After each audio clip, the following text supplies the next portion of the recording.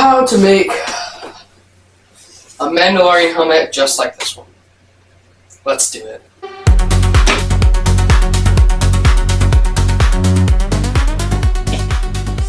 So, a lot of people, when I go on YouTube and I want to make a Mandalorian helmet, I want to make an Iron Man helmet, anything like that, I always look up how to make a Mandalorian helmet, alright? So I'm going to name this video How to Make a Mandalorian Helmet, so it's easy for you to find, right? I'm also going to put 3D printer at the end, because with 3D, right? So I'm going to show you the things I did wrong with this print. I'm going to show you the things I did right with this print, and if you've seen my short, or if you haven't, go look at that, and let's get started. So, the first things I want to show you is the helmet itself, right? There's not a lot of light. I'll put some light on it right now, actually. So now you should see it. So if you look at it, it's really like a lot of dust on it right now, but it's really easy to clean off. So I should just be able to rub it. There we go. Okay. So the top is probably where I did the best, because it was definitely the easiest place to sand.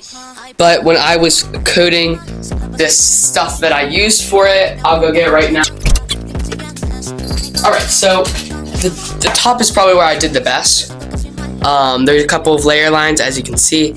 I used primer for this, and then once I was done using my glossy black, which I'll show you after this, I used this stuff, which is, it's just like graphite rub. That's what it's called. Graphite powder, actually. I looked up graphite rub. This one's like $7, I think. It's really expensive, but when I was printing this, I printed it all wrong. Like, I did so bad at this. And I also found a bad file, so I'm going to post a better file that I found after. And hope you can see the whole entire side. But, so, the ears I actually hot glued on. Not hot glued, sorry, super glued. But I printed the inside of this wrong, okay? I'll show you the slicer. I printed it hollow.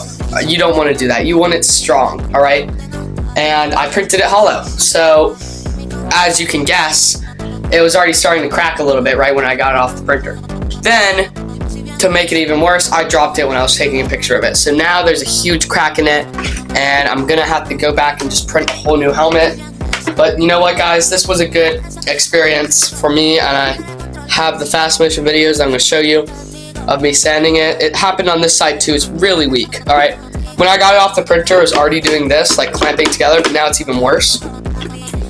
But I mean, it was pretty decent. The other ear fell off cut when it cracked. The layer lines, I'm not very good at priming, guys. I didn't know how to prime yet. I was just this was a prep test, really. I should have done a different test, like a stick maybe, I don't even know. But this was a horrible thing to test everything with. But I definitely found some better stuff that I'm gonna show you guys after this. There's these little sand sticks. I'm not sure what they're called. I'll find out and put the link in the description that you can get on Amazon. And technically they just sand in all the small places that you can't really reach, which I think I might get. Maybe not for this kind of thing, but for for this kind of thing, which this is what I'm showing you next, my shoulder pad. This right here I couldn't sand at all, right? This was actually pretty good. The top was very weak. It printed a little bit bad. Probably my fault too. I was horrible at printing. It was probably one of my first prints. But this actually came out pretty shiny. I'm pretty proud of this one. A couple of drip marks. I should have gone over and sanded it one more time. Another thing I did wrong, guys. Don't do this. I sanded it with a high grit. I sanded it with 150, guys. Don't sand it with 150. Never sand it with 150. If you sand it with 150, it's gonna fail, right? It's not gonna look like this. 150 is not good, which is surprising to me. And if you're new, then it's surprising to you, guys. As surprising as it might seem, 1000 grit is perfect. I made another print, and I was sanding it with 1000 grit, and it came out beautiful. I have no clue where it is. I think I might have given it away. But, yeah, so that's what I have so far. And when I was printing the whole the helmet, right, I don't know if I got, but there was this one layer line. I use regular supports on this. because it's better for helmets, I heard. But there's this one huge layer line, I don't know if you can see it, going right across here. And then when I was sanding this, I'll show you the video. I was doing really good sanding it, but I just kind of like, I'm showing you for the video right now, right? Okay, so you don't see it, right? Look at how I'm sanding it with wet sanding. All right, I dip it in the water and then I sand. But wet sanding is good because it washes off everything. But I'm pretty sure you're supposed to do it before you apply the primer. And that's another thing I did. Guys, don't do this. I applied primer without sanding the whole entire thing first. Guys, it's gonna take a long time, okay? It's gonna take a long time. You gotta face the facts, okay?